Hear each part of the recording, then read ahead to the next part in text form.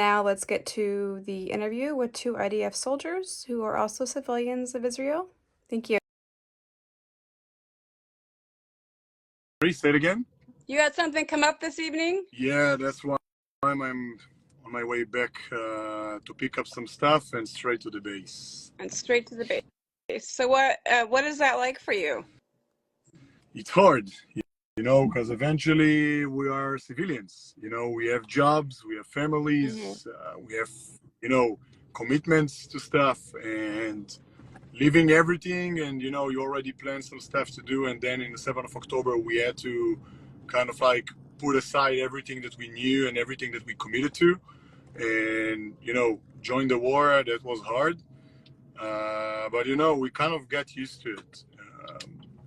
Something that we are familiar with. It's something that happened to us a lot of time, not in this size, of course, that, terrorists got infiltrated to Israel and this size of rocket barrage.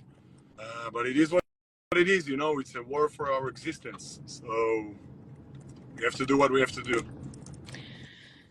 Absolutely. And it's existence is exactly what this is about. And it's also about radicalization, and something that anybody who knows, 9/11 and or think about Pearl Harbor, the pure terror that happened on October 7th is absolutely horrific.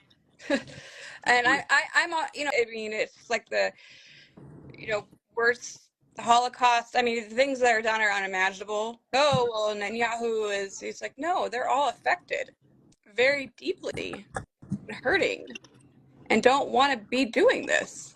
What do you think? Oh, nobody want to be in this kind of situation. We didn't ask for it. We kind of like, forced to be in this kind of a position, a situation. And we have to react. That's the reality.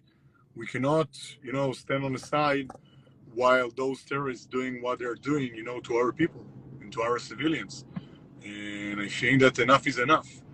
And we had to strike and we had to react how we react. I don't think that we exaggerated. I think that the proportion is the right amount of proportion. And if you ask me, we should do even more, because eventually our first goal and the only goal right now is to bring back the hostages back. After that, we're going to look about after the other goals that we have. But for me, this is the first priority right now. And unless our hostages are coming out, we should do everything in our power to make Hamas giving up on this war and giving up on their where they stand. Unfortunately, it's not going to be easy, and it's almost impossible to do it because eventually it's terrorists, and you cannot negotiate with terrorists, although we have to. And again, we are forced to be in the situation. So, we just have to hope, and we have to do our best. Our best, if it's physically or mentally, to bring those guys back home. Yeah. It absolutely enrages me. Sorry, what? Say it again? Oh, it's in the comments. Why did the Prime Minister, the hostage, for a ceasefire deal? First of all, I'm not an official in the government, so I can't really, represent our officials. I can tell you what I think about why. It's just my opinion, nothing else than that. And in my opinion, is that eventually, if you're gonna agree for a ceasefire and you're gonna get back all those hostages, then of course, again, in my opinion, it's supposed to be our first priority. But in the same time, you are kind of like giving up. You're kind of like losing the battle eventually if you are settle for ceasefire, because eventually they're gonna make the structure, or I see that Rotem write you down to Edim, and eventually they're gonna build their structures again and again and again, and they're gonna do the 7th of October all over. So in my opinion, I know that it's hard and it's supposed to be the first priority, but I don't know if a total ceasefire and end this war right now is the best option for Israel, because we just, kind of putting a bandage on like a scratch instead of like really taking care of the scratch. Hey, Elizabeth. Hey. Sorry for the delay. Now I'm here with you guys. Yeah, I appreciate that. That's okay. Okay. We apologize. We apologize here. Yeah. This is my first live, so we're doing good. Israel can be hated. We could be hated. And also then leave us alone, right? So all of you protect the hostages. I would say that it's something from deep inside. It's not from a place of thinking about the situation and then trying to explain yourself how to react to that and then gain strength. I think it's from a deep place for most of the Israelis and I think most of the Jewish people of knowing, not even believing. It's like in depth, in your core, what you're here for, and who's the right or wrong. I think it simplifies it, but you're right because you know your value, you know who you are as a human being, you know who you are as people, and you know that you are advocated for being positive, for life, and for love, and when you advocate for something like that, you can't be wrong. So your core and everything you are built upon is this is who you are. So where I gain my strength from, and I think most of the Jewish people and most of the Israelis gain strength from the core, just believing in what we are here for, and who we are as people, and what our values, and what we are facing against. And that's why for most of us, even I guess you, it's easy to see that something is wrong on the other side and something is right here. We have to defend it for us and for everybody else. So this is where I get my strength from, and also from the togetherness. I think that, and we have many people around us thinking like that. Some of them believe in Hashem, some of them believe in being Jewish, some of them believe in being Israeli, whatever you call it. But something in the core of all of us as a community and our values and who we are. So this is where I think most of people are from.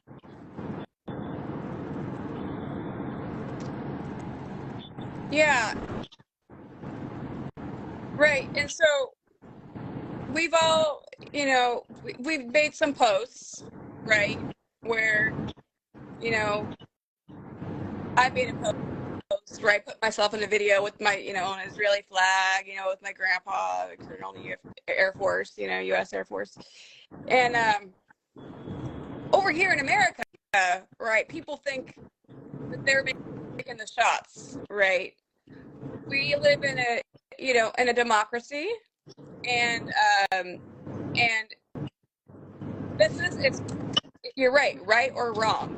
Okay, so at what point do you say, okay, it's either me or them, right?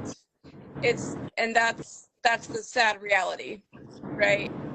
Is that when you have a group after you and calling for your death, it's either or you, and you go for a good cause, when you're not trying to bother them,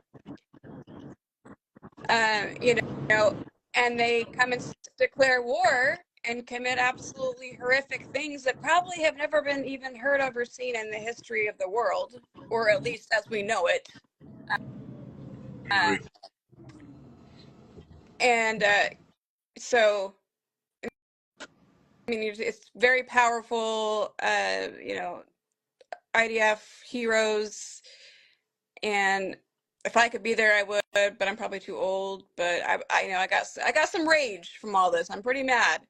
And my brother passed away a year and a half ago, and he was in wars in Desert Storm. He's in the Navy, first to go in. I mean, I know he's there and my grandpa, I know they're just angry and they're there helping however they can, because I mean, he always talked about Israel and about, the people, the extremists, and, so the dust settling, right now it's not, right? Right now it's, where are you at right now? Where do you feel like you're at?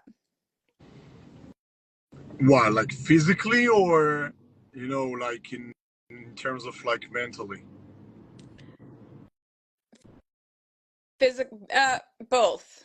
Actually, let's start with mentally. How do you feel mentally? So I guess that in the first 2 weeks, and Rotem probably gonna agree with me that we've been grieving, about our friends that like slaughtered in the festival, and people that we heard that got, murdered on the border, people that we know.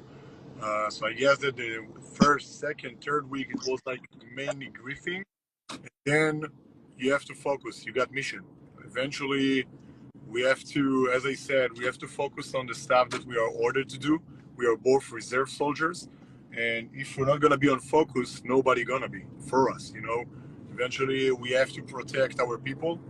We have to stay online with our friends, because eventually, think about it. If I'm in a mission, in the middle of a mission, in the middle of the night, in some Arab village, hostile Arab village, and I'm gonna be like thinking about what happened exactly in the 7th of October, you know, and I'm gonna miss that, I don't know, a terrorist is gonna come from behind my friend and gonna shoot him. So you have to stay focused, and you have to kind of like put aside the feelings that you have about the 7th of October in order to complete the mission, in order to protect the Israeli civilians in my area. I'm located in the West Bank, and stuff are happening there like on a daily basis, like 24/7.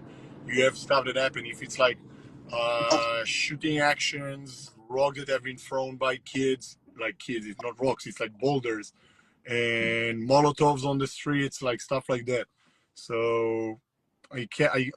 In my opinion, right now, currently, I just put aside my feelings about the 7th of October, so I can really focus on the mission that I have right now. Mm-hmm. What am we? I don't. Can't hear you.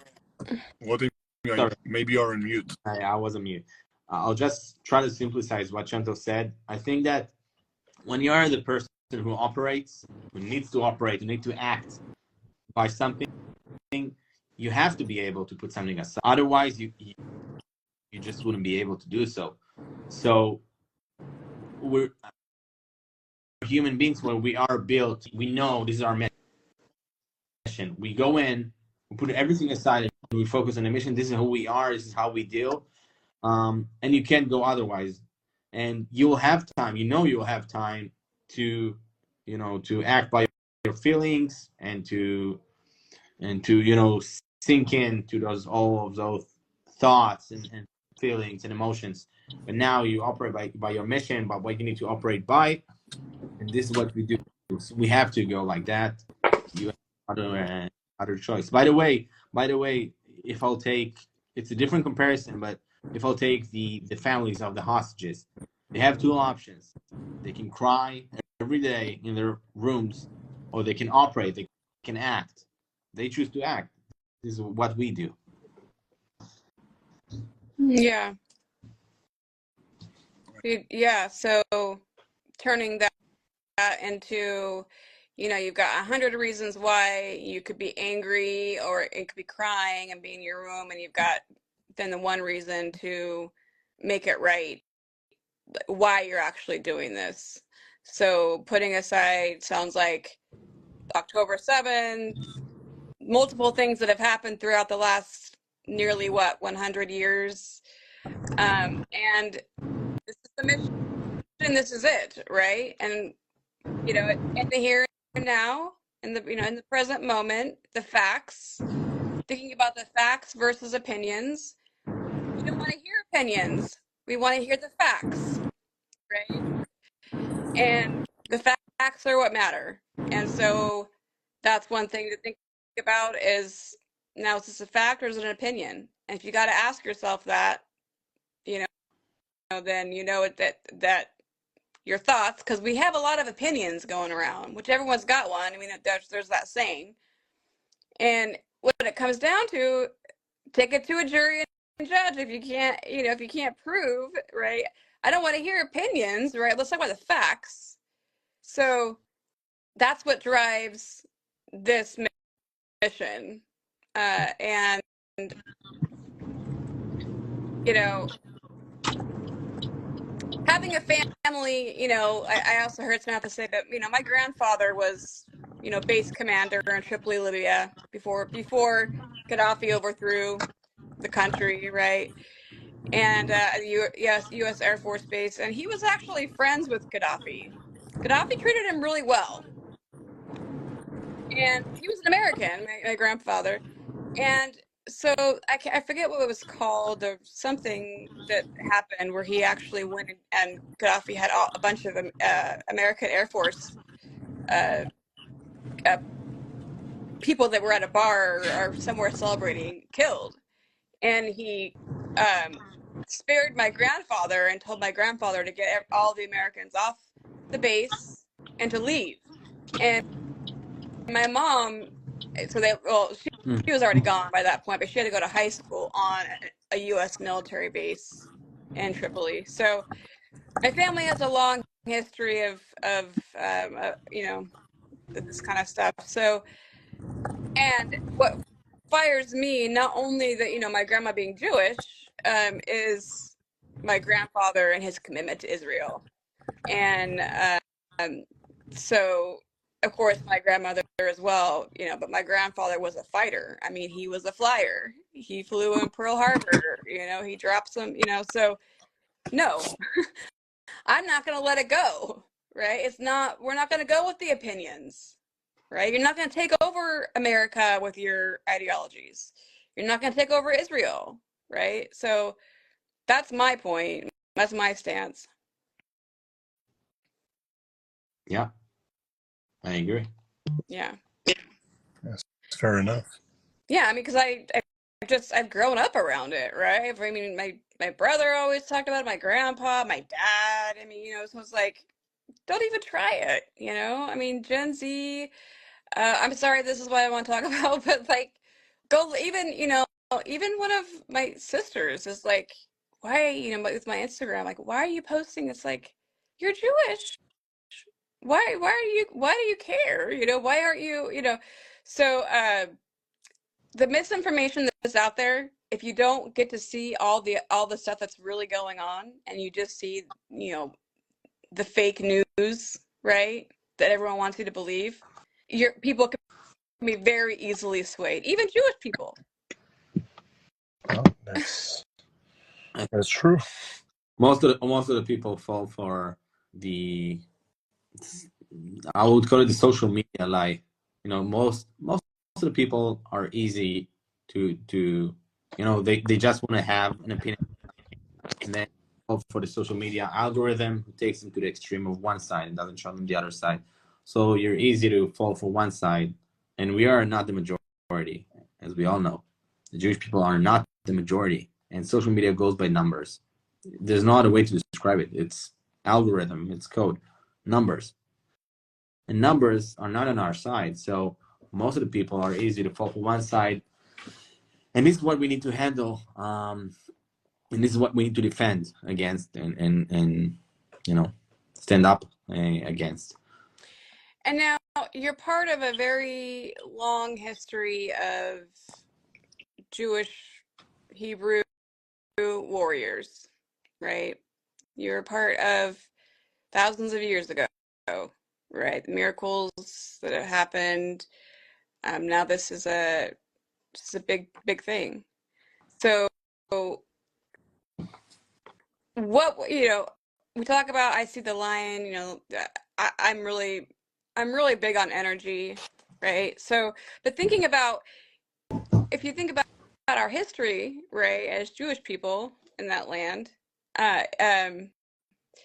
then you're part of history with the warriors, and so to pull in that strength. And what do you think about that? What do you think about pulling in your ancestors, the power of, and I don't want to be religious, but of spirituality, the power of what's, you know, what's been proven in our ancestry? I'll say, okay, so my take on that is, and this will, I think this will speak for both the people who are connected to religion and those who are not. I'm a traditional Jew, means I'm not a religious kind of Jew, but I do do Shabbat dinners, celebrate the holidays, and etc. Most of my life I was looking at the Bible, the Tanakh, as just a bunch of stories, and I think that in the last few months I realized that those stories are history of the Jewish people, and in some way of most of the human being history. And now I feel that we are, just like you said, part of history. And in all of those stories, if you go deep, you see that Jewish people, or the people of Israel, or however they were called in that same period of time, they were prosecuted. They managed to either escape, win, whatever. They won in some different ways, and they kept on going. And the Jewish people, and this is all the religious would accept on that and agree on that, are the most ancient religious, at least in terms of monotheism, believing in one God. So looking at all of our history, all of our stories, not even from a religious point of view, just from a rational point of view, you're able to see that those stories tell the history, even if some of them are exaggerating, even if numbers or details or whatever, but the core, the basics are history. From this perspective, if you look at what's happening right now, you are able, for me at least, you're able to understand it. This is one of the stories that are part of history. If I'll fast forward a few thousand years to the future, and I believe the Jewish people, the people of Israel, would still be here, and this is how I believe, of course, we and this period of time would be one of those stories that will be told as part of the history. So whether you call it a religious point of view or a rational point of view or a history point of view, whatever, this fills me with a purpose, and I believe that we are part of something bigger than us, and this is how I see it. Yeah. So somebody had a question about, what do you guys need right now? I have somebody requesting to join. They've been requesting this entire time. Marta Zane Koten. I don't know who that is. Sorry. Shemtov, you have another question? Sorry, what is it? You have time for another question? One of the Yeah, people want to ask. I maybe last one, and then I have to, Yeah. we have to call Yeah. it up because I told you. Yeah. I started this live and then I ended it because I started it right at 12, forgetting. Okay. Question. What do you guys need right now? What kind of supplies do you need? What kind of support do you need from us Jewish people or people who are allies? So I think it will be, I don't think we need a physical, physical support, Yeah. but we do need the mental support. I mean, we both fighting for a long time since the 7th of October, being 4 months in a row, almost 4 months in a row in a reserve duty, and seeing your family every once and then, and not working and not doing the stuff that you usually do. It's hard, and the warm words and the messages and all those callings that actually we're doing right now, those for us, man, means a lot, because you giving us the stage, to tell our story and spread the truth about really what's going on here. So this is for us, thing that you can send us. And so I really want to thank you for this support. And I guess my message to the rest of the supporters that are here is to keep texting the people that that are in Israel or they are in the army, because I'm telling you for now, those little messages and those little actions mean the world to the people that are in the field and in Israel right now and suffering from what's going on. So I guess this Yeah. is going to be the best support for both of us. And we really thank you for this opportunity to be here on live with you and share our story. Yeah, I really pray for all of you in Israel. I don't think people realize how everybody in Israel is affected by all of this. So I appreciate meeting both of you, and yeah, for sending my love. Same, We love you. same. We love you, and I hope that we can do it again, when we have some better news. Okay. Sounds good. Yeah, heart. Much I have love. like one hand for it. Good energy. Good Okay. energy. You have an amazing evening. You Stay strong, too. Am Yisrael Chai. Stay strong. Am Yisrael Chai. I'm hi. Yes. Bye bye. Bye.